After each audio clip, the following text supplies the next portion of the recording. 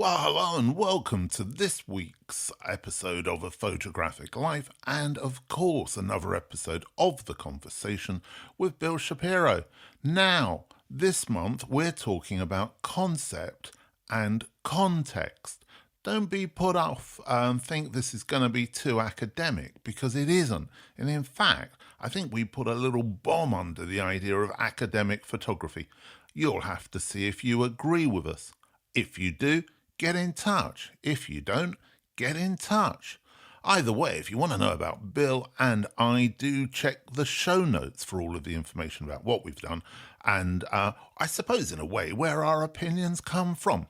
Anyway, let's get on with the conversation, shall we? Well, Bill, welcome back to The Photographic Life. Another episode of Conversation. How the hell are you? I'm doing well, and Grant, I'm ready to go and fired up. Let's do this thing. Oh, that fills me with fear. Okay, I know you want to start with a bit of an update on something that we spoke about I in a do. previous episode, but also one that ties into the kind of broader subject we wanted to discuss this month. Yes. So I did want to start with a little follow-up about something that I saw at APAD, the big photo fair in New York in late April, and something you and I spoke about, but both passionately, here in the days not long after that.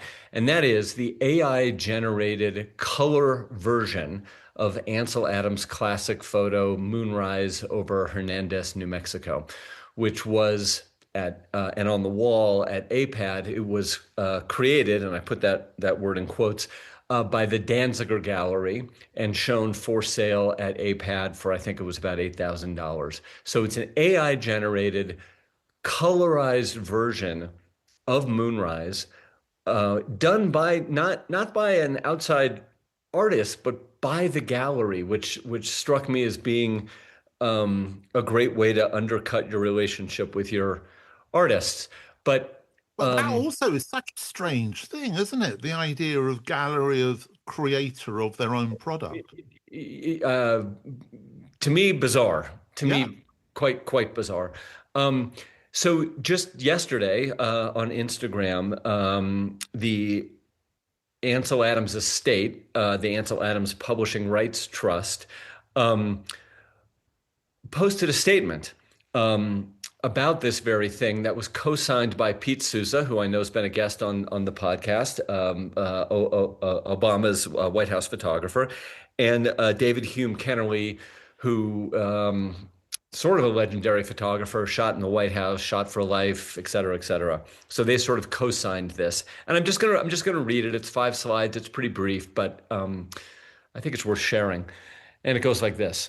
A statement from the Ansel Adams Publishing Rights Trust regarding the, quote, AI-generated color version of Moonrise Hernandez, New Mexico, exhibited and offered for sale by the Danziger Gallery at the 2026 edition of the photography show presented by APAD.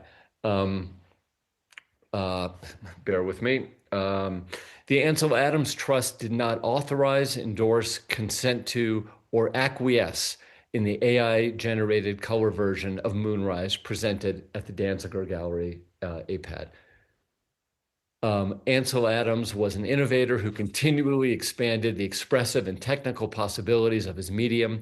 He was remarkably prescient about and excited by the potential of computers to transform photography. As his trustees, our concerns are not about AI or creative experimentation in the abstract. Few figures fought harder than Ansel Adams to secure photography's place as a fine art, or contributed more to the cultural conditions that give rise to today's photography market. That this episode occurred at APAD is especially egregious and disheartening. This is fundamentally about artists' rights and moral rights and respect for human dignity. No one should trade on another person's name, reputation, and labor for private commercial benefit without consent and candor. Period. End of post. Surely they're in breach of copyright laws. Here's why I don't think they are. I think they could argue that this is commentary, which in American laws, if you are commenting on a piece of art, not with words necessarily. Um, if you are recontextualizing it, there's great artistic license. So Richard Prince, for example, reprinted so many famous photographs of cowboys and whatnot and sold them for tons of money. And essentially, many would argue, stole photographs and just, essentially put a different frame around them and called them his and called them commentary. So that could be argued in this case. That is interesting. I wonder also if the Ansel Adams estate, the work, I don't know in the US if you have a period of time. Actually, I know you do when copyright no longer applies, which is That's why certain. typically so that's typically about 100 years. And there are some Ansel Adams pictures that are in the public domain, but my understanding is that that's because he shot them for the government. Okay. Because I know that, and of course I would know about Bob Dylan, but I know that there are certain albums and songs that he puts out again and has been over the last few years, just to show that they're still in circulation to prevent that problem. Well, one of the reasons why Life magazine, something I know a bit about, started producing bookazines, right? Was, when the magazine had been shuttered, they would put out these bookazines a couple times a year to keep the trademark alive. Yeah, So, and that exactly. ended up being a very profitable business for them. But the main thrust of it was to keep the trademark vibrant and in play. Well, it's interesting because what we discussed talking about this month was context and concept. And actually, that story brings both of those things together. Yeah. So why don't you sort of tell us how you connect those two? Well, I saw a little piece of video on social media um, a week or so ago, I think. And it was the photographer Seamus Murphy, who has also contributed to the podcast. Somebody whose work I really admire and who has done some really interesting work with the musician PJ Harvey.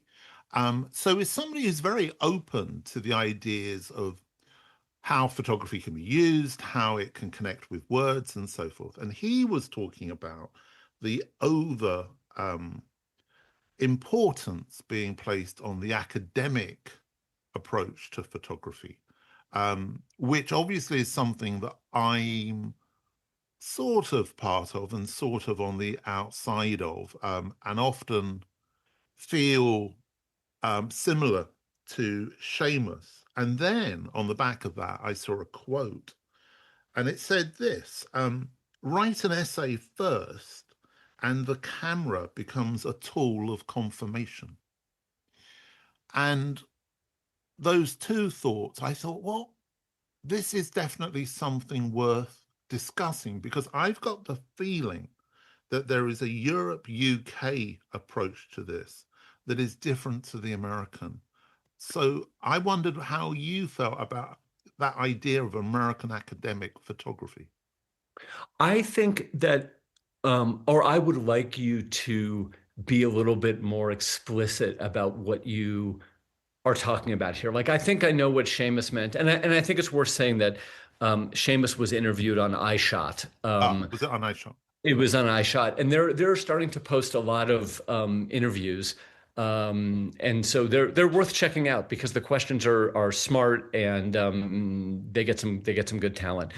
But so tell me what you mean about the uh, academic approach. Is what I think you mean is that the concept comes first, and that the concept behind the picture is primary, and the visual representation of that or exhibition of that concept is almost secondary. Yeah, I mean, or it's led by the concept. So the photography is evidence of the research or the premise, and the premise is more important in some cases. In effect, the imagery doesn't exist without the premise. You need to read the premise, you need to understand the premise to actually understand why these pictures were even taken. So, for example, and I'm making this up as in the moment, there's a photograph of a boy holding a can, and it's the most everyday, mundane photo you can imagine. Shadows, lighting, color, nothing is of interest or standout or original. But when you read the description, it's all about, say, the photographer's identity and how the kid is holding a can because it represents all that's safe and wonderful in the world, and how children actually have the world, I don't know, in the palm of their hand.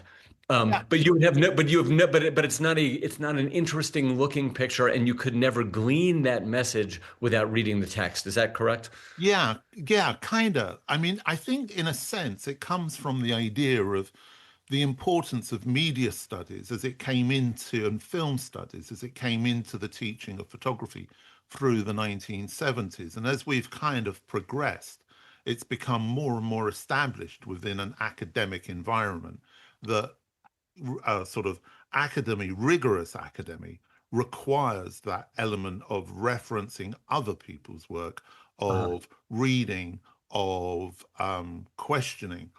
I mean, I'm someone who has a PhD, but this is very much, rooted in that PhD idea to photography. And I think for me, there is an issue with that kind of work. It is the kind of work that I suppose moves more towards contemporary art practice than magazine work or commissioned work or, whatever other work you want to describe.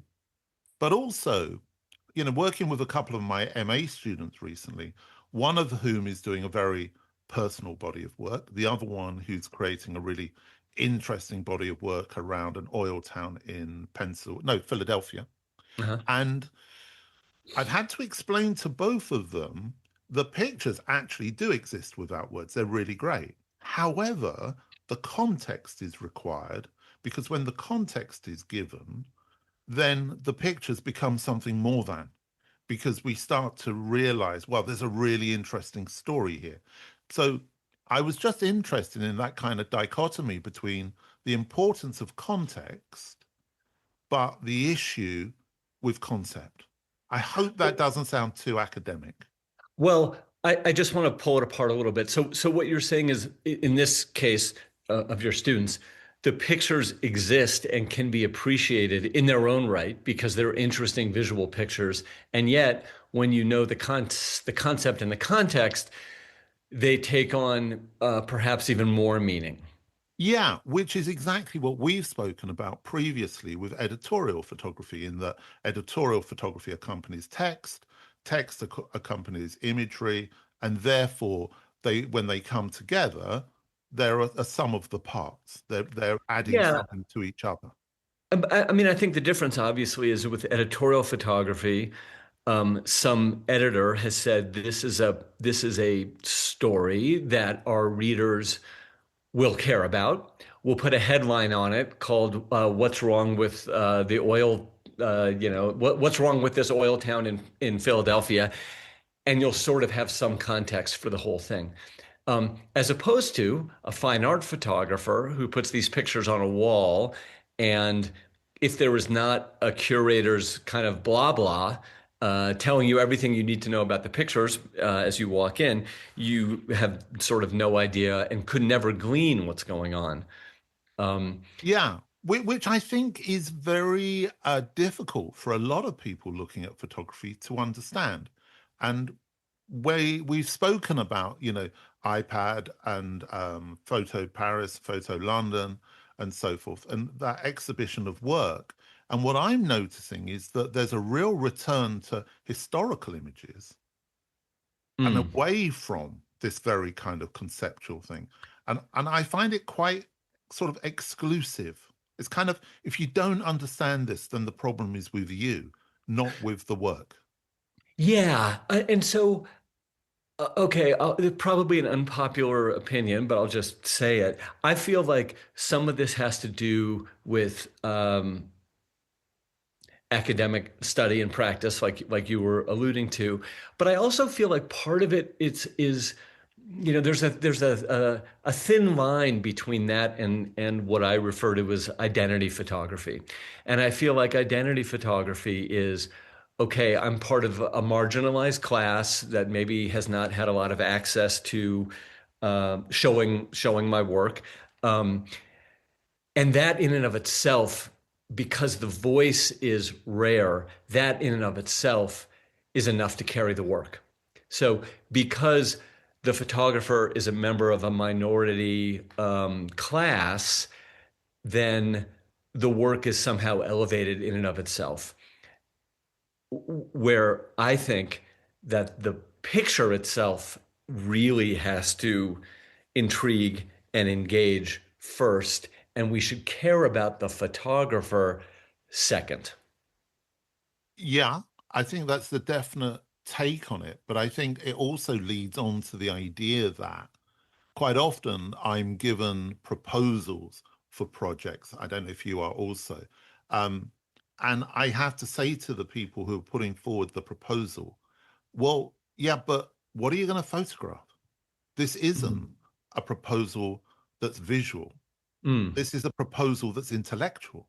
And Mhm. actually, maybe this would be better as a piece of filmmaking or a poem or a book or, you know, we have to understand, I think, that as photographers, we should be looking for things which are visually interesting. And I think that that's what Seamus was trying to get to with his idea. I'm speaking for him, but it's what I took from that was that this academic approach, this overly academic approach, is forgetting the idea of the visual. So I totally agree with that, and I do think that's what Seamus was saying. I judge a lot of photo contests, as we've talked about here, and sometimes the explanatory paragraphs, more than one, go on and on with big and complex concepts. And we've talked about this, about blurring the line between and the liminal space between and provoking this or that and challenging the concept of. And then I look at the pictures and I'm like, you know what? I actually don't see that. Or, yeah, okay, but the picture itself is nothing to look at, and I don't need to ever see it again. So there's nothing there visually speaking, and it almost feels like whatever the concept is could have been grafted on afterwards because it really could speak to almost anything. But do you feel that the argument I think that would be put against what we're saying now when we're, being painted as kind of troglodytes in the world of photography is that Mhm. through this kind of work, people are trying to deconstruct photography or they're trying to push it forward or they're trying to do something different. Um, yeah, I mean, what do you think to that? Well, I mean, I agree that that's what would be argued. I agree that people would argue, that as a painter, putting a single dot in the middle of a blank canvas, I'm challenging the idea of what art is, and or the abstract expressionists, so I see that, and I think that in some cases that could be true. But what I think is actually happening is people are letting their words do the heavy lifting. And it's easy to say that what I'm doing is challenging the status quo, but the work really has to do that. And I think too often it doesn't. Too often I just think it's a lazy image with a lot of fancy words behind it. Yeah, I mean, I often hear the word, it's different. And I always have to say, different from what? Hmm. And then different why? And I think that's where this kind of idea of conceptualizing starts to really kind of eat itself because the concept is starting to become, as you say, more important than anything else. And I do think also, that this directly ties in with the AI that you were talking about, because in Mm. a sense, AI is a visual proof of a concept because you're going to write in a prompt which is in effect a concept, and then you're going to be given something. Right. Um, Now, if the visual that is generated really speaks to the concept, and really make something engaging to look at, um, I think a little bit of our problem with this falls apart because if the image is truly engaging to the eye and it hits the concept, like let's forget about who made it for a moment, and we both know how I feel about AI generated images, but if the image really does communicate the concept, okay. But I think that you and I have been talking like this now for a hell of a long time. And I'm sitting here and I'm thinking about this, which wasn't my thought when I initially put it forward. But I think that this puts forward the question, what actually is the purpose of photography? Um, okay, and what's your opinion on that? I don't know. But I'm starting to think, well, hang on a minute here. What, is the purpose of photography to record? If we're going down the conceptual basis, it's to create. Are we really creating with a photograph? If so, what are we creating? All of those questions with every other form of art are really easy to explain and Mhm. to give examples of. But at the end of the day, a photograph is a photograph. It's somebody pressing a shutter to record something or to look at something. So it's really hard, I think, with photography to break away from that. Mhm. Um, there are, I mean, this is a little bit off. I don't quite know how to follow what you just said, but photographers are coming to mind who I think have big concepts, but their pictures stand alone too. And when you, Let's have some of the names for those and see if I can match as well. well, so for example, when I look at the work of someone like Edward Burkinski, Yeah. the photographs are beautiful. They are horrifying and beautiful at the same time, which is itself kind of an interesting feeling or a concept. These days they're sort of about man's terrible and terrifying effect on the planet and Earth and our environment. But without knowing exactly what his concept is before you walk into the gallery, you see these tremendous works that are of great beauty, um, and it makes you want to know more.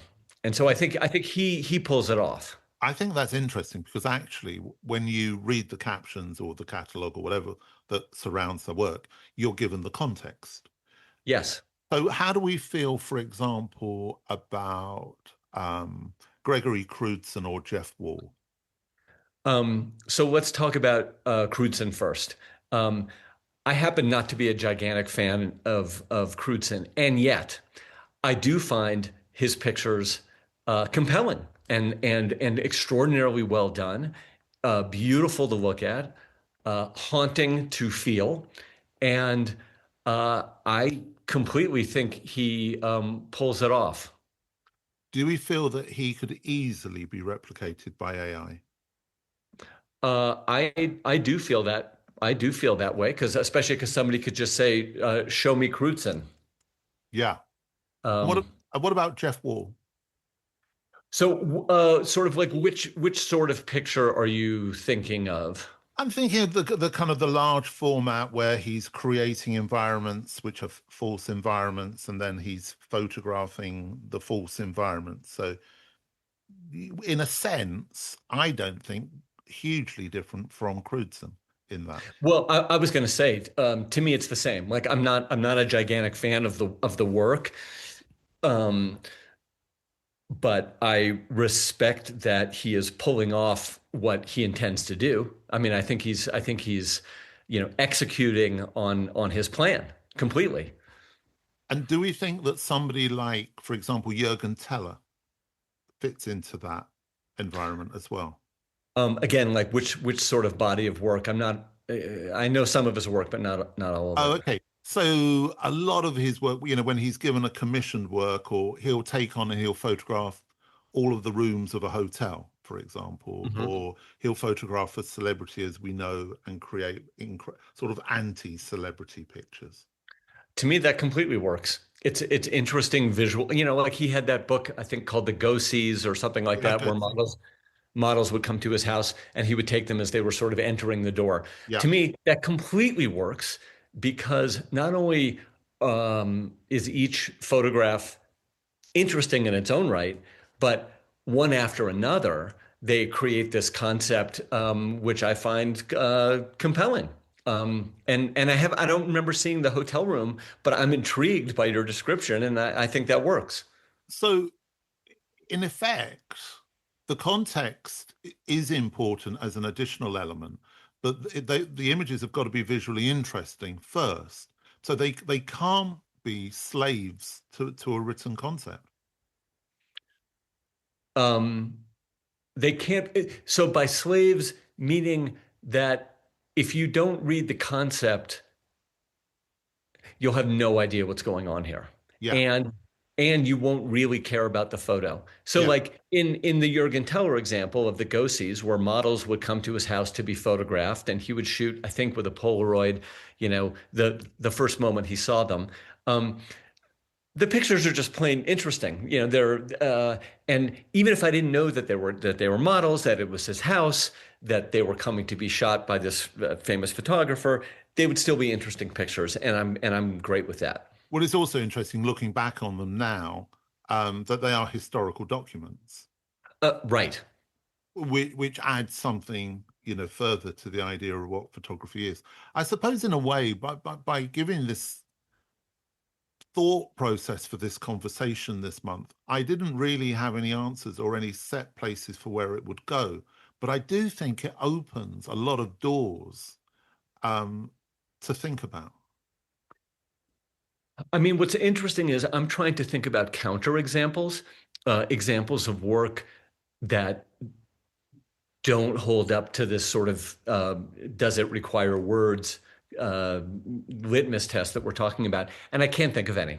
And either that's because I'm old and my brain has gone soft, or because these images are not memorable anyway. And you just sort of turn the page on them and you're like, what is this? I do not care. I'm not going to read, 400 words to make me care.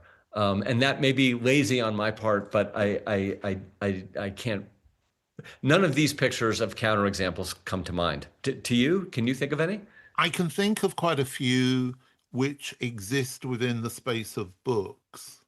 Hmm. Um, and I don't want to name the photographers or the books in particular because I would end up sort of fixating on one or another, whereas actually I think this is more of a genre of work. Um, but and I can think of books, and I'm sure you've seen them also, where you pick them up and you think, what is this about? I've got no idea. And you flick through it once and then you never open it again because I mean, having said that, I can think of there's a book, and I can't remember the photographers. I'm sure one of the listeners will remind me, which is purely photographs of a raven who lands on a wooden pole. I'm sure Oh, we've discussed this before. so that actually works for me. Yeah, it does for me as well. Oh, okay. Well, Yeah. let's just describe what it is. So it's I'll probably get this wrong, and please correct me. A photographer has a fence in his backyard, and every day he noticed that a raven or a group of ravens would come and land on this pole or near it, and so he began to shoot a picture a day.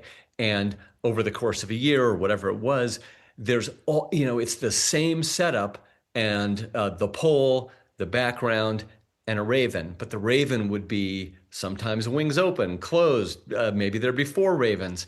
And it was this really interesting document of time going by, regularity and irregularity, told by way of a fence post and a bird.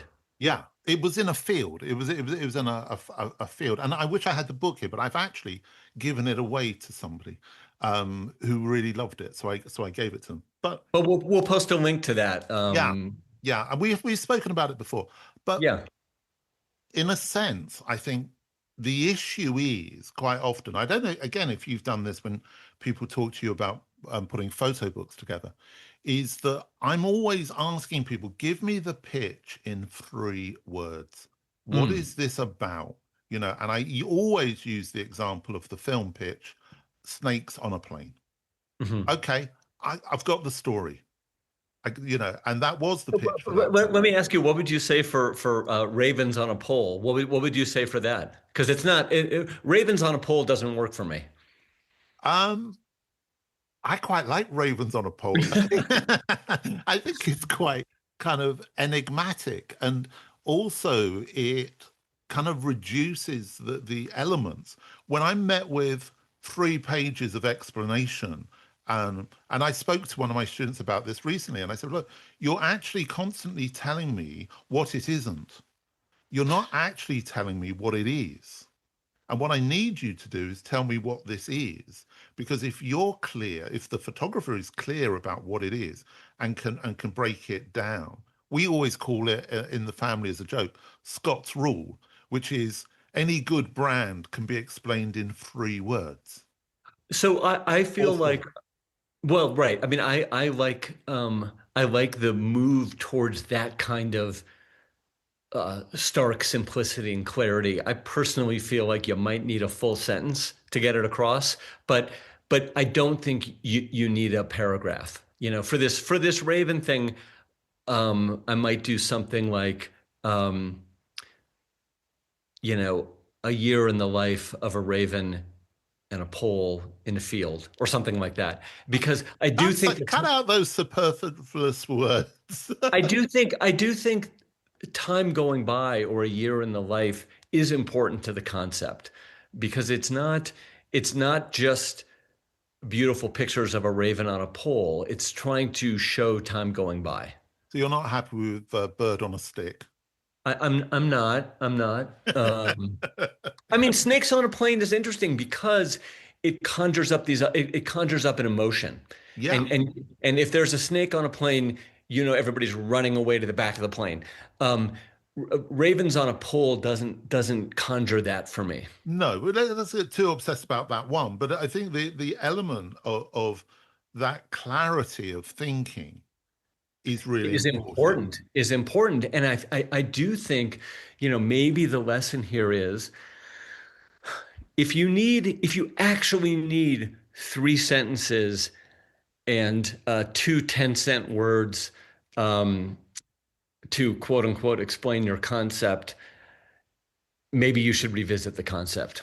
Well, I would always say, I don't think you understand the concept, because if you can't Okay. explain it, do you really understand it? And I might have a particular kind of sensitivity to this as someone who grew up in punk rather than the prog rock world of Genesis and Yes, and that whole idea that for me the concept album or the concept becoming very over bloated and Well, I mean, that kind of thing. I think the opposite is a haiku poem.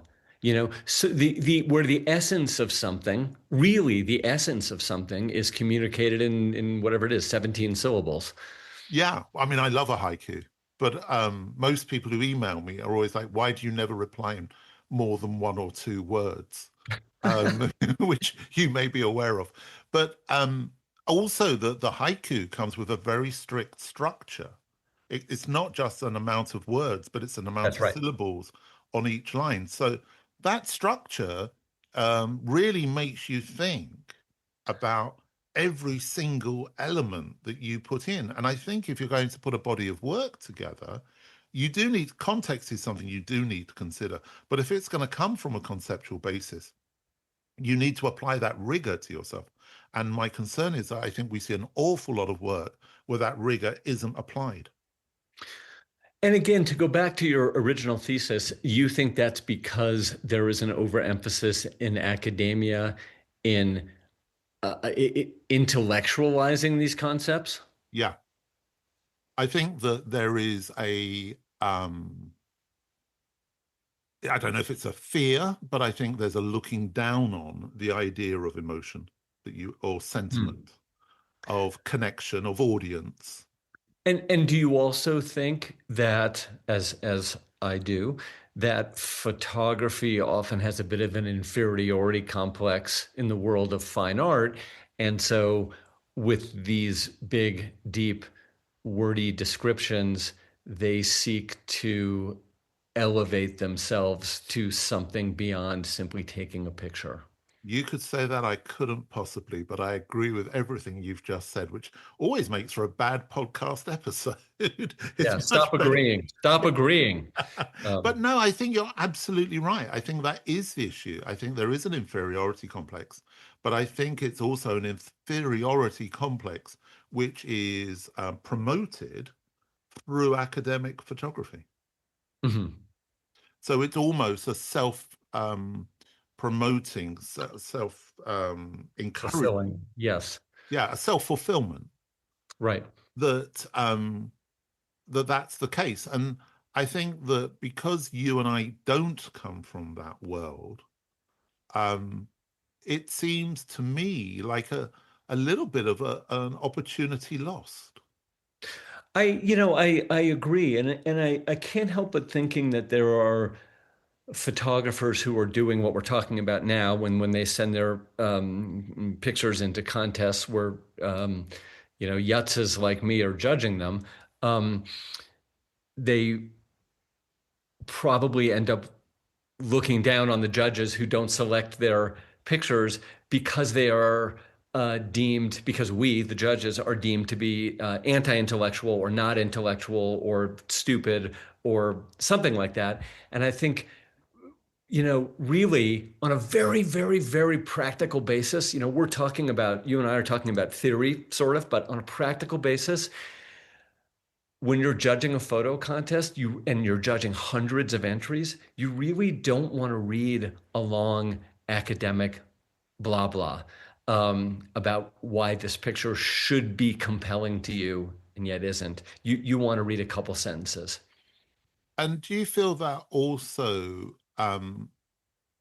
that when you're looking at photographs that it's very, I suppose we should say that we're able to look at photography for different reasons and for getting different Yes. emotions from it, but when push comes to shove, I'm hoping to look at an image and to connect with it.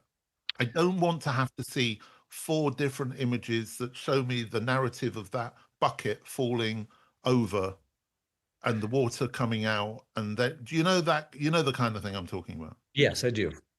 I don't really want to have to go through that process with photography.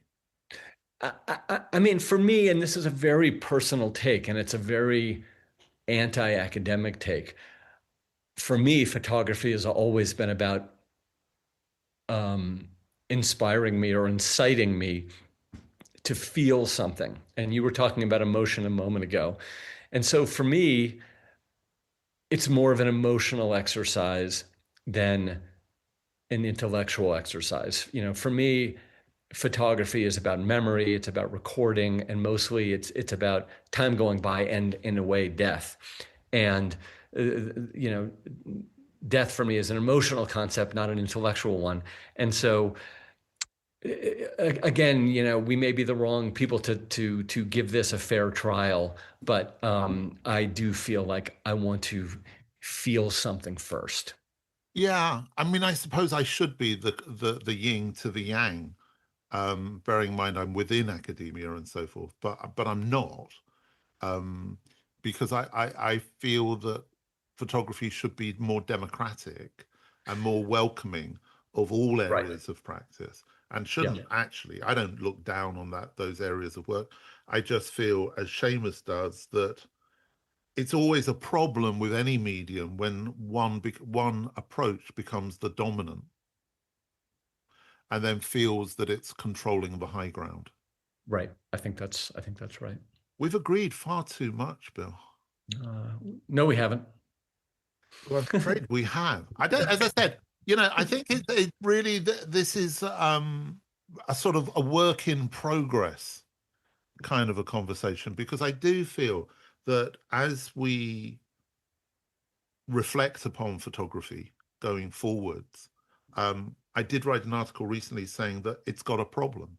And I do Mhm. think it has got a really big problem. But I don't think that we are going to be able to ignore that problem Right. going forwards. And AI is a big part of that problem. Yeah, I would. Well, AI appears to be A problem on so many different levels, including water usage in this country and data centers and plundering the land and the resources so that people can make memes of Trump throwing Colbert in a garbage can or something. Yeah, and also, with Meta making 8,000 people redundant. Yes, it's the beginning of something that I fear is going to be quite ugly. I think in a way, and this is why I suppose I wanted to just try and have a slightly more philosophical conversation this month, is that I do feel that we are in we had the Industrial Revolution and now we have the AI revolution. And I know there's no great mystery. I'm not the first one to say it or think it. But within photography, I don't hear that conversation being had very often. Yeah, I'm with you on that. We're going to have to put the flag up the pole, Bill, and we're going to have to be the flag wavers for this particular sort of area of questioning. Well, I'd rather do that now, put the flag up the pole than put it at half mast at some point down the road. Well, do you know, I said that to someone only last week, Hmm. and I think that's the way forward for this. As always, enjoyable, but far too congenial. Next month, we're going to have to find something which we vehemently disagree upon. We can do Otherwise, that. I think we can. Otherwise, this is going to become like a love-in, and I just don't think Can't have that. Can't have that. that ain't going to happen. But maybe we'll get some letters or emails or whatnot of people who vehemently disagree with this take, and I hope you let us know how you feel and why and where you feel that we're not seeing the true path forward. Yeah, I think that would be great. As always, how can people get in touch with you, Bill? On Instagram, my handle is at Bill Shapiro. And obviously, you can get hold of me in many different ways. The other day, somebody caught me in a pub and started to talk to me, but I would prefer an email through United Nations of Photography, or you can get in touch with me on threads at UN of Photo and all that good stuff. Bill, always a joy, always a pleasure. This is our last one before the summer break. So I hope you have a great summer. And I look forward to locking horns with you in the fall. Same here. I'll be sharpening my horns. Take care. Okay, bye, Grant. That just leaves me to say thank you for listening. Hope you enjoyed the thought processes that we put forward and that they perhaps open some doors for your own thoughts. And of course, over the coming weeks, take care.